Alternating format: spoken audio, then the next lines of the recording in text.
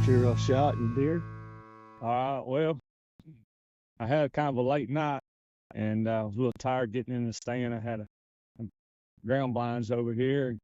I was laying in the ground blind, taking a nap, and I kind of woke up, and I looked off to the right of me, and I seen him standing there, good wide eight. He was looking at me, and I pulled my bow around that I had on my kickstand, and I drew back on him, and we're playing eyeball to eyeball, and when I let go of the release, it caught a little bit of the limb that was in front of me, and I tried to shoot him right behind that shoulder and that low bottom end. And when I drilled him, I think I drilled him about the fourth rib back, and it sounded like a barrel when I hit him, just hollow bump. And he left like a bullet. I mean, out of a gun. I mean, he just shot out of there. He come this way. I kind of rushed it because I knew I made a bad shot when I hit that limb. So I ran over. I probably didn't get 15 minutes when I got over. Right. And I was looking. I didn't see any blood.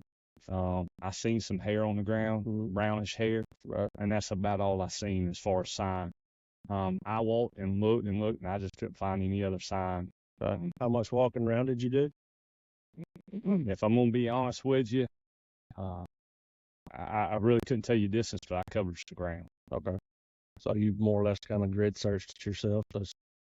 Well, me and a buddy of mine came over. Just one guy or more than two buddies. Two buddies? Yes, sir. So none of their friends came? Mm-mm. It was just the three of you? Yes, sir. Okay. All right. And what did the hair look like? It was kind of a light brown. About how long? Short, coarse? It was kind of coarse. Okay. A bit. Yeah. All right. Long or short? I don't know. It was hair to me. Okay. All right. No blood at all? No blood. Okay. All right. Were you shooting expandables or fixed blade? Fixed blade, yes, sir. Okay. What time was this that you shot the deer? I shot him about probably around 6:30. Okay. That was yesterday evening? Yes, sir. Okay. All right. So it's been about 15 hours or so, 14 hours, 13, 14 hours since the shot. All right.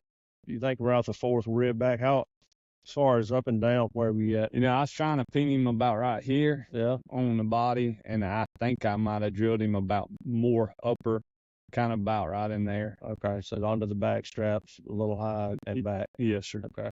So close to the liver, in the front of the liver then. All righty. So, and this is your property here? Actually, you got state land right here, and farmer that I paid to let me hunt this right here on the property. Okay, so where you shot the deer, we're okay to start tracking on. Yes, sir. Okay, all right. All right. Well, she'll see what she can find. I ask that you during the track you stay behind me. Okay. Try not to ever get in front of the dog. If she starts to make a circle or something, or I stop, you stop.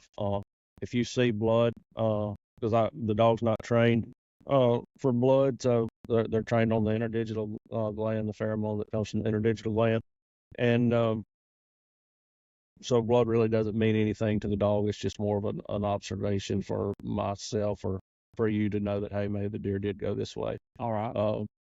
So throughout the course of the track, you'll hear me giving the dog different commands. Don't talk to the dog.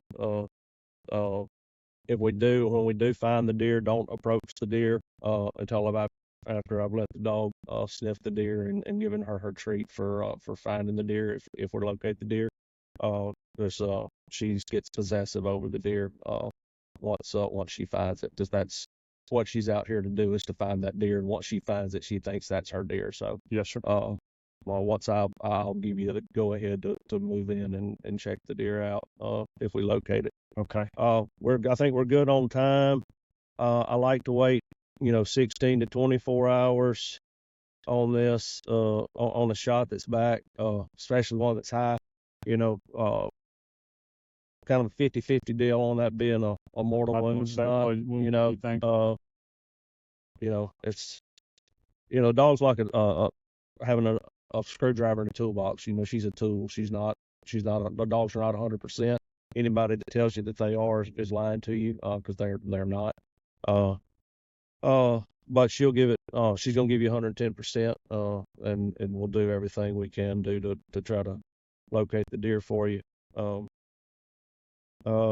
Any property lines or like that is concerned, like within this general vicinity here that we Now, don't have permission on? now there's some property back there that goes to another farmer. I'm Right. not too sure about who owns it. Okay. But I can get in touch with somebody. Okay. And I'll work on it. Hopefully we don't make it that far, but if we do, then we can't cross into an adjacent property, a property that we don't have verbal permission from the landowner or from the leasing tenant. The leasing tenant has rights over the landowner. If they're leasing land here in the state of Iowa, you have to get permission from whoever is holding the lease, not from the landowner themselves. So we'd have to get in touch with that person before we can proceed on the track. Hopefully we don't get to that point. Yeah, hopefully not. Hopefully it'll be okay. Throughout the track, I don't allow anyone to take any weapons except for myself. No bows, no guns, no firearms. You don't have any firearms or anything like that on you? No, sir. Okay, all right. If the deer needs to be dispatched, then we'll hold the location. I'll send you back to the truck to get whatever, or we'll watch the deer. This dog's not a bay dog, so we won't bay the deer up or anything like that.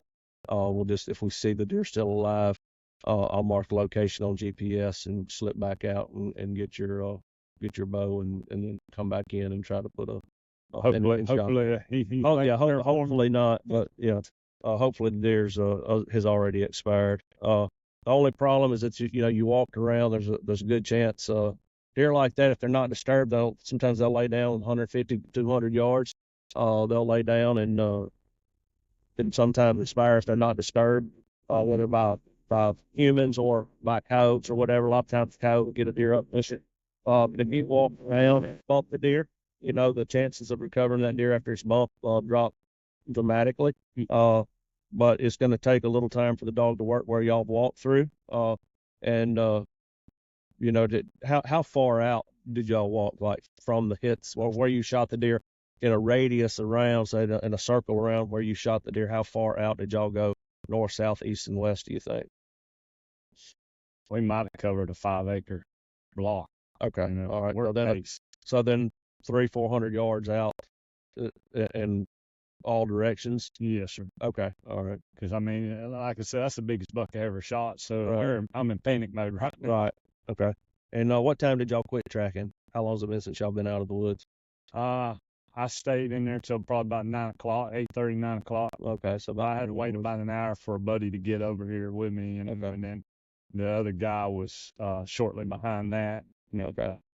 So you've been out of the woods around 11 hours. All right. One thing I'll tell you up front is that if you've gone out any further, if you searched around any further, the dogs will tell me that. So, if you've gone out further than 5 acres in a 5-acre circle, let me know now, because, it's going to increase the amount of time that the dog has to try to work through y'all's scent, because inadvertently, all of you has probably stepped where that deer has stepped and picked up that declining health pheromone on your shoes, therefore transferring it around on the ground. Yes. In the search area. So the dog has to figure out what is actually where the deer stepped versus where y'all stepped, where you picked that scent up on your boots and transferred it around on the ground. It may take us a little longer to work through this track and figure out exactly what was the deer versus what was y'all, but that's her job, and that's what she's good at doing. So it's in the moment type thing, and trying to replay your actions is hard to say, but I wouldn't say more than a 5-acre. Okay. All right. Fan of it. Okay. All right. So you were over here on this side of this road here? Yes, sir. I was Okay. on that side. That's just a few feet in there, and the deer came out on this side. It was hard because I don't have windows on the back. So, Right. if I was speculate, I'd say somewhere from that curve to the big tree, if he bolted across out of there. All right. All right. Well, that sounds good. Well, we'll get this thing started and see what she can do. Hopefully there's a big dead buck at the end of this track, and Yeah, I sure hope so. It looked good on my wall. yeah, no doubt about it. Putting bucks in trucks, what her job is. So we'll let her do her thing, see how it goes. All right. All right. Thanks for calling me. All right. Thank you. Appreciate you. Right.